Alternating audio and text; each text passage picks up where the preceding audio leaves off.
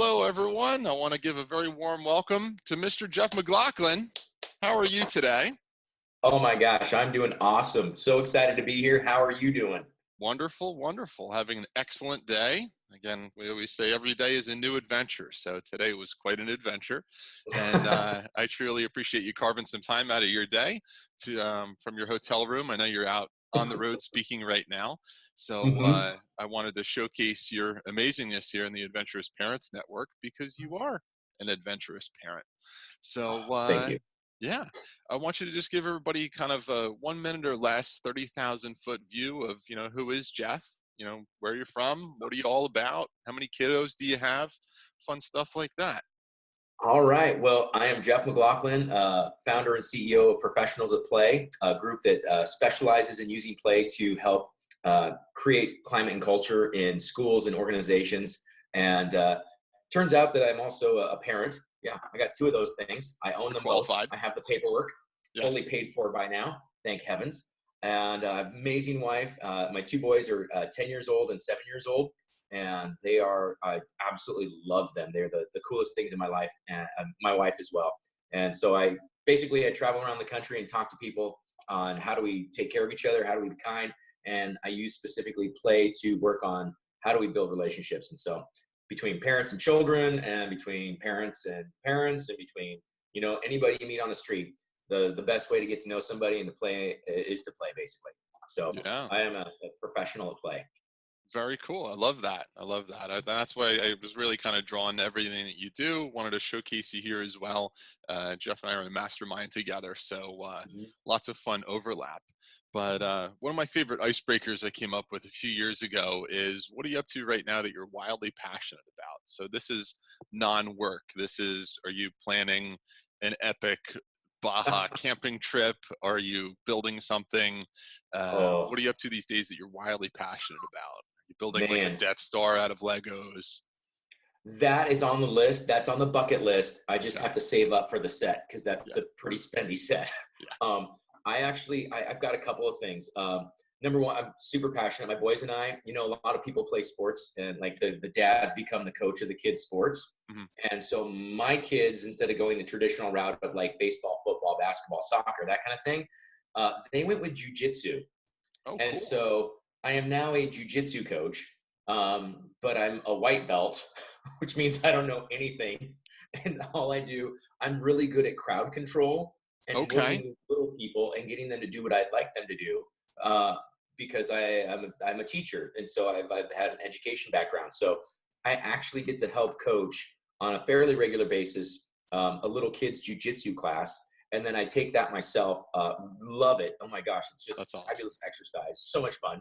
And then, like our family, we have been looking for a number of years at the adventure vans. Like the little stay in kind of a thing. Oh, yeah. Yes. Oh, we are in the process of. I'm actually going to go look at one. I'm here in California right now, and I'm going to actually go look at one on Monday that has piqued my interest. Okay. And the hard part is, the family of four, you got to have seating that has seat belts for four, but then sleeping for four.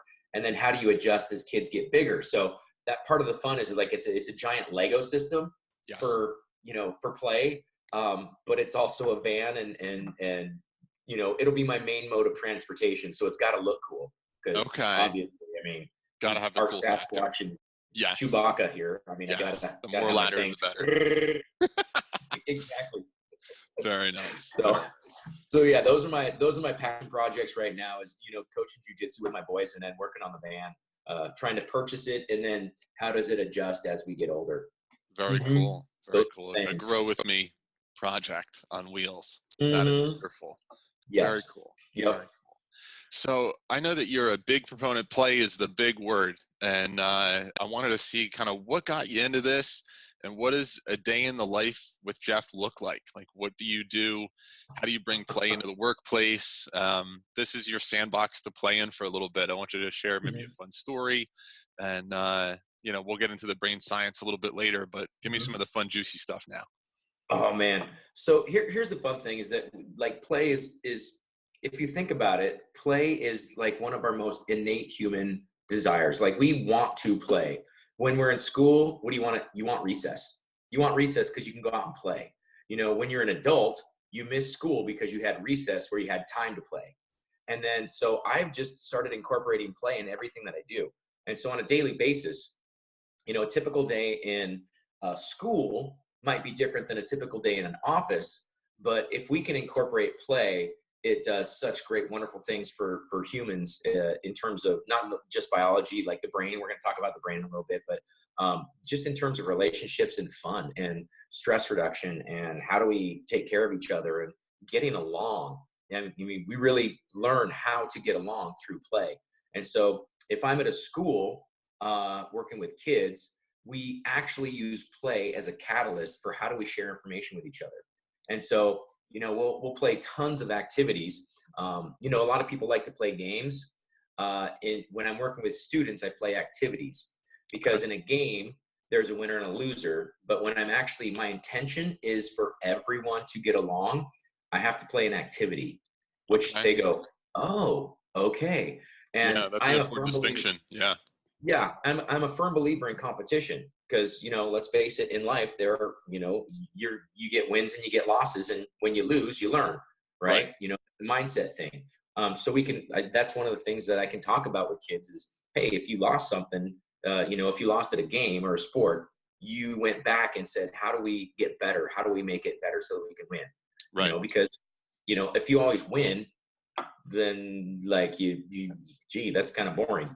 Right. Sorry. You know, there's not a lot of meaning to it. So basically I use play as a catalyst for human interaction and how do we get along? How do we take care of each other? How do we build our team? And you want a lot of people on your team because that's how we get through life. Right. Just simple. Yeah. And then in businesses, it's a little different because businesses, it's how do we move each other towards a goal? You know, a common goal. Because in business, obviously, let's face it, we do things so that we can make money because we have to survive. Okay, we're not in the trade economy where, you know, I've got chickens and you've got cows and this person's got beans and we trade with each other. We're kind of out of that realm now. So we have to work. And if we can go to work and actually have fun and enjoy the people we work with, then work is actually enjoyable and we're far more productive.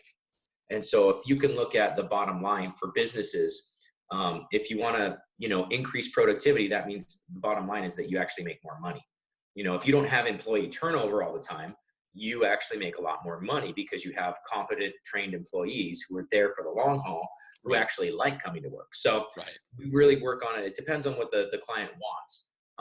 But usually it's one or two things that are, you know, hey, we need to build our team. Or sometimes it's, man, we just really need to have some fun. We've had a bummer of a year. Can you come in and help us out? Yeah. And, you know, those are kind of exciting because it's like, hey, this is play at its purest form, which is just play for play's sake.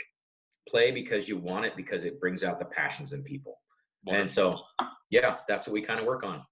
Very cool. Very cool. Yeah, I think we have a lot in common. This is a couple of the leftovers. The last speaking engagement I had everybody coloring on index cards and doodling while they were taking notes because, as you know, all the studies are showing when you're playing, your retention is so much better and you're so focused all at the same time. I'm all about doodling.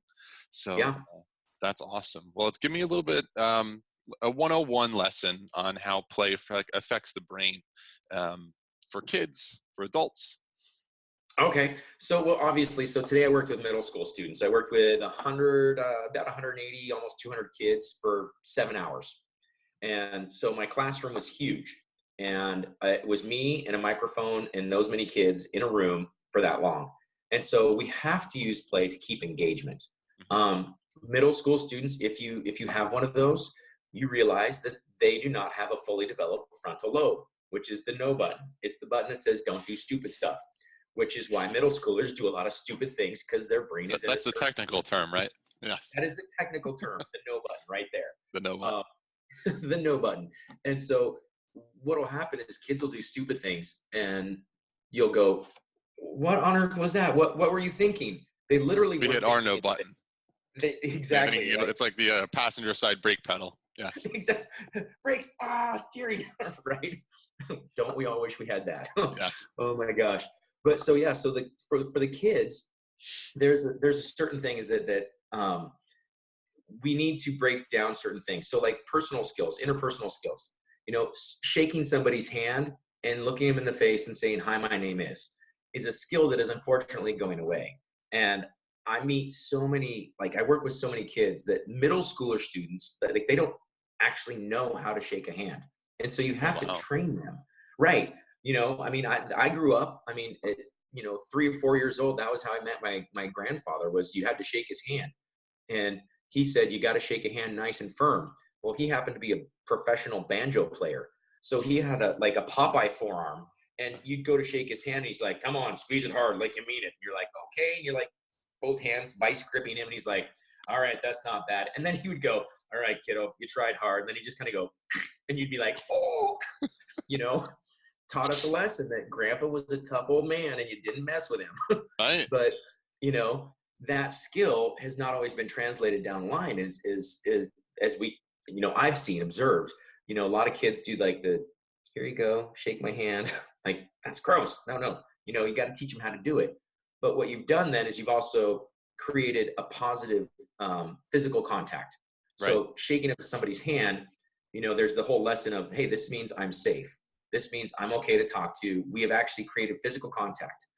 We do a lot of high fives. We do a lot of, link elbows. They'll link elbows together and walk around, which for middle school students is kind of, it can be awkward, because they're like, ew, that's kind of weird. But if you make it playful, if you give them a goal, an objective, all of a sudden it gets less weird.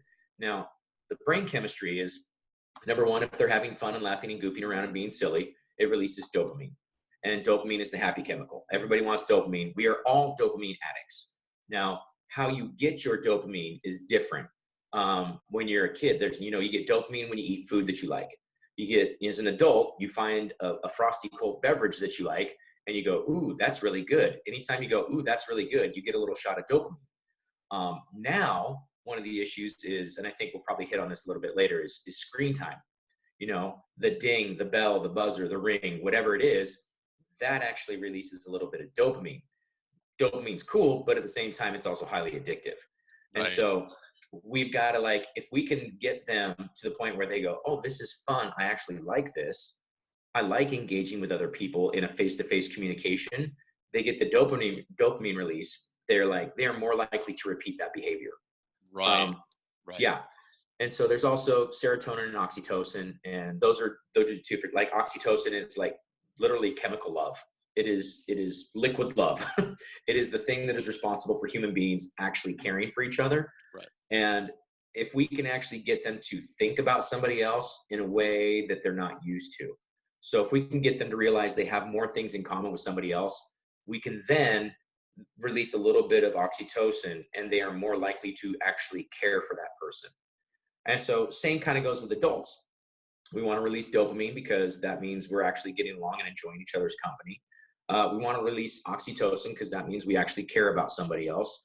And part of that is through physical contact. So the handshake, with me, one of the things I do at the end of a day is give people the opportunity to express gratitude to each other. And a lot of times that ends in a hug. A hug releases oxytocin. So that's that bonding chemical. And then there's serotonin, which is really the leadership chemical. And we release serotonin in our brains when we do something for somebody else that somebody goes, oh, that's really cool. I should do that for somebody else. So it's that pay it forward kind of a chemical in your brain. Yeah. And, Wonderful ripple effect. exactly. And that's, the cool thing is that you don't have to actually do the thing. So if you see somebody else do something, that pay it forward, all of a sudden the serotonin is released in your brain, and you, just by witnessing somebody do something kind for somebody else, are more likely to do something kind for another person.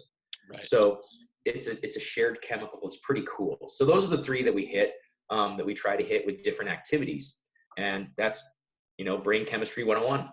Very cool. Very cool. And yeah, you touched on the phones. That's one thing. So my son is 3.5, so I'm a couple years behind you on the curve. But when I was growing up, which wasn't that long ago, I guess we can both say back in the 1900s, we were outside a lot more. We were Mhm. engaging with different things. Yep. In the last talk I gave, we were talking about sleep, and I was a Blockbuster employee back in the day. Mhm. And I can still remember when my manager wrote Netflix on, a poster board, and it was Flicks. Like, it was so new she couldn't even spell it correctly. She goes, "I'm Yep. going to mail movies to people's homes." It was, That's very, weird. very new. Mhm. So when I think about the difference of, we're both Star Wars fans, getting up, putting that Empire Strikes Back in the VCR, watch it for 90 minutes, and then you have to rewind it and you go out and do something, Mhm. versus the next episode comes on. And these Yep. endless seasons upon seasons, there's such a surplus to access. It's just, the largest in human history. So Oh yeah. how, in what you do, because you're deep in this for the last Mhm. 15 years, how have you seen play evolve, or you can use the word devolve? Everything is constantly in motion and changing, but what have you Mhm. seen in the last, say, even 10 years or so? It's been really interesting. So I've been doing professionally working with people for 15 years. And probably, I mean, realistically, the number of students and people who have technology has increased exponentially. Right. In the last, 10, 15 years, one of the big things I've noticed is that the social skills, the interactive social emotional learning skills of students and kids and people has gone down because of technology. And because it's so easily accessible, because they can instantly gratify the dopamine dump in their head, they now are Right. addicted to those chemicals. Right. And I mean, obviously, because stress creates cortisol in the brainstem and like releases, and cortisol is there for a reason. It's a fight or flight mechanism. Right. But if we have it constantly, it creates, adrenal fatigue, and it creates constant problems. And Right. that thing right Right. there. And I'm seeing more and more kids that are in that state Wow. that have antisocial behavior because they don't know how to physically interact with somebody because they grew up on a screen. Yeah. And my 7-year-old and 8-year-old or my 10-year-old, they know how to do things on an iPad that I can't, Sure. that I'm like, I don't even know how to get there. And they're like changing things and like, doo, doo, doo, doo, doo. And I'm like, what did you just do? Like, what? Seriously, put it back, put it back, put it back. And Right. so there's on a regular basis in our household, we do like all out freezes. Like, great, everything gets put away. We put it where nobody can get it, and nobody gets electronics. And we just like, let's interact, let's talk to each other, let's have dinner, let's go out and Right. play, we'll throw the ball, we'll kick things around, we'll go ride our bikes, let's go play tag, let's go Right. throw the frisbee.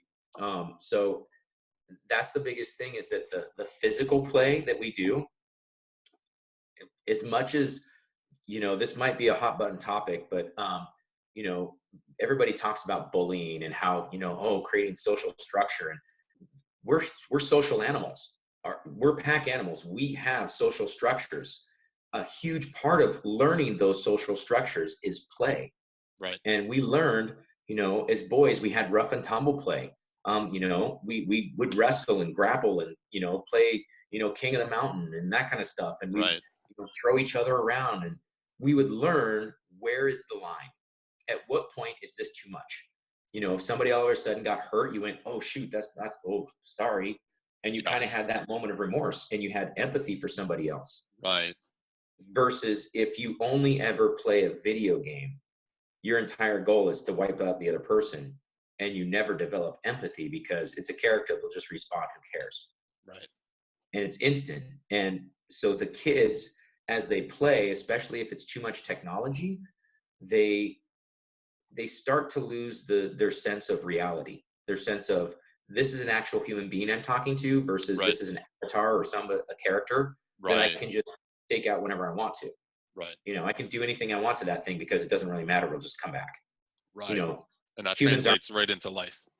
exactly, exactly. Right. So that's probably the biggest change I've seen in young kids, Wow. and in Yeah. even in high schoolers and some of the younger millennials, where that they have complete and utter mastery of technology, but social emotional skills are, they need to build those because they don't quite have all of the connections in their mind put in place of, how do we do things with each other, how do we, Right. I've got a crazy example of, I talked to a gal who was the owner of a large company that makes popcorn, and she had two parts of the industry. There was the floor workers, and they all did the production of the popcorn. Mhm. And she always said, okay, well, there's like 300 employees. That's a lot. And she was like, well, the production side, totally fine. Works great. We got mostly families. And, you know, if somebody's not there, we talk to grandma and grandma gets them and they get them. They're there in 15 minutes. So we don't have problems. She goes, the mistake we made was thinking that everybody wanted to be a manager. And what really happened was this, is that they didn't want to be managers. They wanted to actually get certified on all the machines so that they were indispensable to the company so that they would always have a job. And she Interesting. goes, that was fascinating. So now what that company did was they started celebrating certifications. They Sure. would throw a little party every time somebody got certified on a different machine. There were like 25 machines. So that was a Yep. lot of certifications. You had to go through a couple weeks courses. You had to learn how to do it. But what they then found was that anytime somebody was actually legitimately sick or ill, that they would just go, oh, wait, well, this person's also certified. Let's pull that person, bring them over. And then they have 100% coverage of Yeah. every part of production. The office was different. She said the office was mostly younger people, college degrees, and they were in the millennial range. And I Sure. don't want to bash on millennials. I know a lot of great ones. But she said, it's interesting. She goes, I watched an interaction between two young people that they were literally sitting across from each other, their cubicle here, the other one over there, and there was a little tiny barrier between them. All they had to do was stand up. And she goes, they spent like almost 6 hours messaging each other, emailing back and forth, trying to gain clarification on what they needed to do. When all Wow. they had to do was stand up, talk to the person, and in 10 minutes, they could have solved the problem. But Wow. they didn't have that kind of relationship. Right. And so they didn't feel comfortable with, if I help you and you help me, we actually both win. Instead, they Right. wasted almost an entire day of work on something frivolous that really didn't need to be done. Sure. And so, you know, if you can help somebody get to the point where, hey, I don't understand what's going on. How do we talk to each other and let's communicate and like, let's work this thing out. Right. That's a huge win for a business, you know, and especially, I mean, even parents and kids. If Mhm. you look at parents talking to kids, if you're talking to a kid and they have an electronic device, they're not listening. Right. They're not paying attention. You If know, the if you're Octonauts is getting, on in our house, I have to pause it and stand in front of the TV. I love the Octonauts. Every once in a while, we watch a little bit. And to your same point, the polar bears, we're talking about how the cubs wrestle. This is how they develop. Yeah. This is how they Yep. develop. Yep. And if they, I mean, that's, if you want to get your kids' attention and you want to really talk to them, apologize. Yeah. Just say, I'm so sorry. I made a mistake. And if you got a teenager, they're going to be like, you're darn right you did. You totally screwed up. They have no idea what you're talking about. And you just Dad? be like, I'm so sorry. I made a mistake. I'm going to try and do better. Are you okay with me trying to do better next time? They're like, yes, I am. You better do better. And then you're like, okay, cool. I'm definitely taking away electronics because I have been a bad parent and let you have way too much time on those things. And they're like, darn right you, wait, what? Wait. Did you just, you're going to, no! And then they melt down and cry. And, There you it know, you is. can, Yeah. there it Yeah. is. And it's important to have those healthy boundaries with the electronics. So I run, Oh, yeah. part of my organization is Hike for Your Health, where I'll go out and Mhm. I'll host hiking events all over the place. Oh, And that's when I awesome. do an icebreaker, we get everybody to circle around the back of the cars in the parking lot, introduce themselves, say something funny.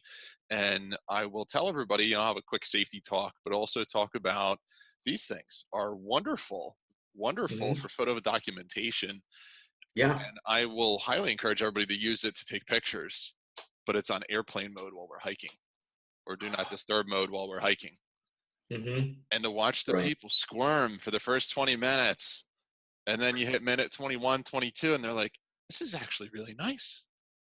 I don't have to spend $30,000 on a retreat in Costa Rica to do this. I can just tap the little moon button or the airplane Right. button. Yeah. So yes, you have it for a camera, and yes, you have Mhm. it should one of us get attacked by a mountain lion or a Sasquatch, or you know we have some type of problem on the trail. You know, it's a good tool to Mhm. have. Right. but to not have that constant beep or email or alert. For me, the only alert that I have is when I get a phone call or a text message. I do not have any Hmm. push notifications or anything else. I want that to Yep. be on my terms, to go into Yep. Facebook or to go into Messenger or to go into Instagram. And Yep. it's easy to get hooked on that But number. dopamine. Yep. Yep. Yep. The ding, the So, buzz, the bell. It's like, you right. want to check it. It's Yeah. just way faster paced Mario on the original Nintendo. It's just the pace has just increased. It's the same physiological response, just at a higher Hmm. rate. Um, so yeah, it's an amazing time. And what advice do you have for parents when it comes to what are some of the best things for play? I was having a discussion with someone the other day because part of my master's program was wellness in the school settings. And it talked Hmm. about, baseball is wonderful and soccer and football and flag football and, everything that volleyball, all these things that you focus Hmm. on all through grade school, middle school, and high school. And then after you graduate, most people have two chances in their whole life to play those team sports again. So Yeah. some of the emphasis is starting to shift towards let's learn how to use an elliptical.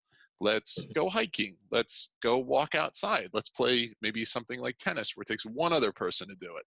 Hmm. Obviously, age is important here, but what have you found in your experience, whether it's with your family or with your occupation, that is the most powerful play for kids and adults to do together, kids and parents? That's a phenomenal question. And I think that there's a lot of different answers. Um, and I think it really depends on kind of what you and your children like to do. Right. But I can honestly say anything that your kids like to do that involves physical activity, you as a parent should be involved.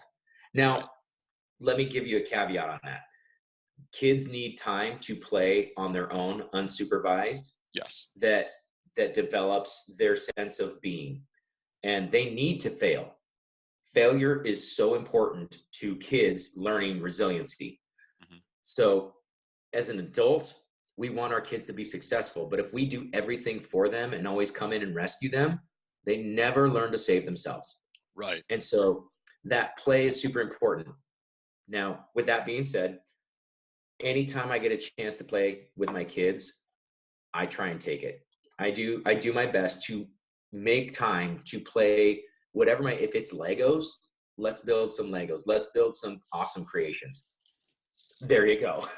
If they want to color, we'll color. We got massive amounts of coloring books at my house. If they want to go play in the tree fort, let's go play in the tree fort. If they want to play Nerf guns, let's go play Nerf guns. If they want whatever they want to do, if it's time with my children, Hmm. that is probably the biggest thing. I can always make more money. I cannot Right. make time. And so I, Absolutely. I believe you and I have had this conversation before where there's only 24 hours in a day. You get the same as Beyonce does. I sometimes think she gets 26 because she does a lot of stuff, but she only gets 24 apparently. She's just got phenomenal assistants. Yeah. So, um, Yeah. That's but yeah, leverage and simplification and delegation and exactly. yeah. All the things that we learn as entrepreneurs, and we Right. like, okay, let's focus on what you're really good at, and then hand off the things that you can. Right. But time with your children is one of those things you can't hand off. That Right. you can never replace it. And Right. so, if it's hiking, I took my boys hiking. I think at 3 days old is the first hike that we went on, Nice. and my both my boys were born in the winter. We're in North Idaho, and my oldest son, we set the state record for the most snowfall in the day in 24 hours. The day he was born, we had 25 inches in 24 hours, Whoa. and That is snow. it was snow. And I mean, 3 days later, we were hiking, and we were out in the snow, and I just bundled him up, put him on my chest, and covered him in at the time I was a heater, he was a heater. So it was like, oh Sure. my gosh, I thought I was going to die because I was going to overheat. And he was just, dude, he just passed out, and he was just so happy. And Yeah. now he loves the mountains. Sure. I mean, yeah, they love the mountains. So for Yeah. us, it's the mountains, or it's the lake, or, playing Legos, whatever it is. Just spend time with your kids, doing what they want to do. So if you spend time with them, they will actually talk to you. You can Right. talk about the little things, and then that leads into talking to the big things. Right. And, we all want to be loved, cared for, and safe, and if you can do that with your kids, that's a total win for any parent on the planet. Totally. Totally. Mhm. That is amazing. Very cool. Well, this has been excellent. We definitely want to bring you back to go a little deeper here and there, Cool. but give everybody a quick heads up. And you're building an amazing community on Facebook or for professionals at play. Um, Mhm. I have some people I'd love to introduce to you that I think you'd be a great guest speaker for there. Who would be a good fit for your, I'm calling it the playground or the sandbox, even though it's a Facebook group. Tell me a little bit about what that is, where that's heading, who would be a good fit. Well, so I actually call it it's professionals at play, and I start almost everything with "Hi, my name's Geoff, and welcome to the playground." And the world, personally, is my playground. I love it. Anything I can find in the world I can do, that's what I want to do. So it is a Facebook group dedicated to play and playfulness and having fun in life and in business. And so whether that's actually going out and playing sports, or if that's playing Legos with your kids, or if that's like, hey, here's an activity that you can do that takes 5 minutes or less, that provides a little bit of joy and laughter and the possibility of conversation with people, that's a win. So anybody that's really interested in improving the playfulness and play in their lives, that's who the group is for. And it's on Facebook, Professionals of Play. Very cool. Very cool. We'll throw the links under Mhm. this post as well. But Jay, Cool. I truly appreciate this time. This has been an awesome conversation. We've had a few of these phone calls, and I was like, we just need to Mhm. record this and I just share it with know. other people. So thank you for being an awesome husband, father, worker, everything, bearded individual, and fellow Star Wars fan. So I will end it with, You- may the force be with you. And I truly appreciate this time. And also with you. Thank you, sir. Have a All great right. day. Have a great night. Thank you. Bye.